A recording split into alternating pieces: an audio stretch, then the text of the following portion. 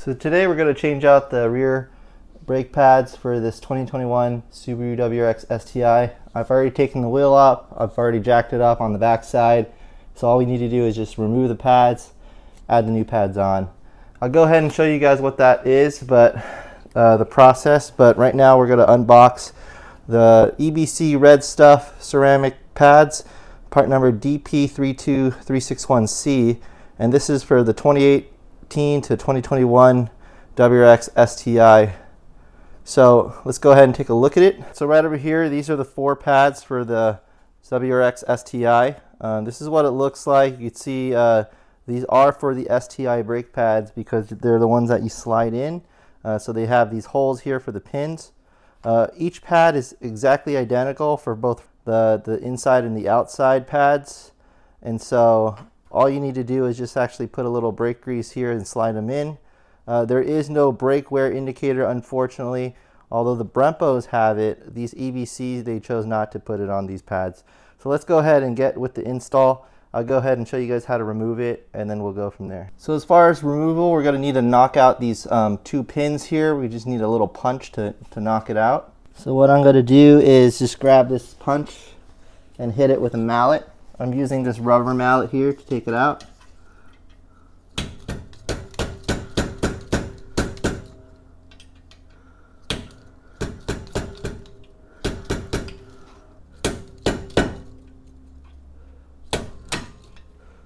All right. So once you've taken out one of the pins or knocked it out, all you need to do is just slide it forward. So check it out. I'm going to take some needle nose and just try to pull that back part out. All right, and once you take out the pin, it's going to look like this here. The other one should slide out a lot easier. So once this little metal bracket is out, after you take that first pin out, the other one should slide out pretty easy, as you see there.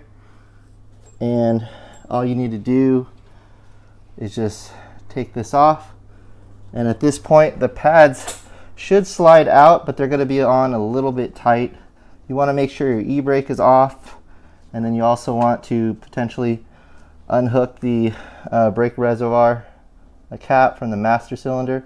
That'll give you a little bit more leverage. So we're going to slide the pads out of the back. I'm going to use some needle nose to give me a little bit of help. And that's what they look like when you slide one out. And the other one should be a little bit easier. And that's the other one. That's the front. If you do have a brake wear indicator like this, then that's going to be on the front side of your car, right over here. This was the outer side of the pad versus the inner side doesn't have one. The EBC does not have one, so we're just going to work with that. So we just need to get a brake pad spreader. I have this one here. It's a clamp based system, so I'm going to push this down. I'm going to slide it this side in between the rotor itself until I get it in. What that's going to do is actually just decompress the piston so it's at 0 position, just sitting flush with the body of the caliper.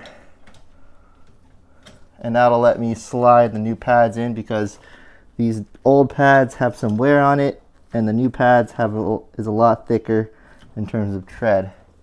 So once that's done, I'm going to release it and we can go ahead and install the new pads. In terms of adding the new pads, I'm just going to check if it's easy to put in. So these are the new pads. I'm going to slide one side in and you can see how easy that goes in just because we've decompressed it. But before we do that, I'm going to get some brake lube and just put a little bit on the edge here and just spread it around with my finger. So I'm just going to put a little bit more on this side, a little bit on the edge, this side here, on the edge as well. So we're ready to install. So it's just as simple as sliding the pad back in. I'm going to do this side first. You can see that go in pretty easily. And I'm going to do this other side as well. Slide the pad in. So simple. So I just need to slide the caliper pins back. So I'm going to get the 2 pins, clean up a little bit. What I'm going to do is just take this back plate. I'm going to slide one of the pins in. There you go. Just make sure all the pads are in all the way. And we're going to slide one of them in. We're just basically making sure the pins match and get through. We're going to put this back plate back there, get one through, and then work through the other one. Alright, that's in. And then we're going to work through the other one.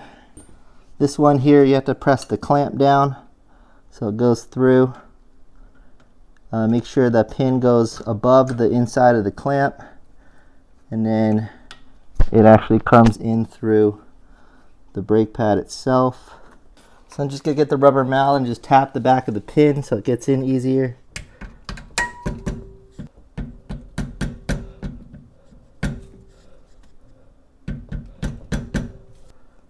So once you're finished putting in the pins, you're pretty much done with the brake job. You just want to make sure that center bracket is aligned with the piston and the pins are pressed all the way through, and you should be good to go after that.